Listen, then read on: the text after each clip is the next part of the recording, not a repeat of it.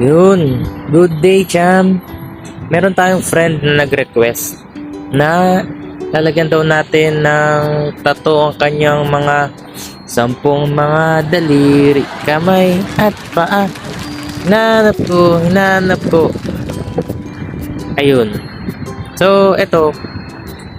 Naisipan natin na kung ano yung mga gusto niyang ilagay sa mga nasa isip niya. So, naglagay tayo ng ewan ko, Chinese letters.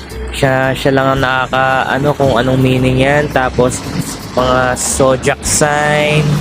Mahilig siya magbaraha. So, nalagyan din natin ng mga signs ng bara. Yung mga flowers, spade, and diamond. Then, may mga minimalist. Ito pala yung klase ng mga minimalist na sinasabi ko. Then, ayan, at 5 daliri niya meron. Oo nga pala, Cham, no? Pag nagpatato ka sa daliri, asahan nyo at expected nyo na ito ay madaling mabura. Kasi pag naghuhugas kayo ng plato, yung mga detergent, naglalaba kayo, matatapang yan. Tsaka isa pa, lagi yung prone sa araw, sa gas-gas. So, ayan, expected nyo yan. Maraming touch up.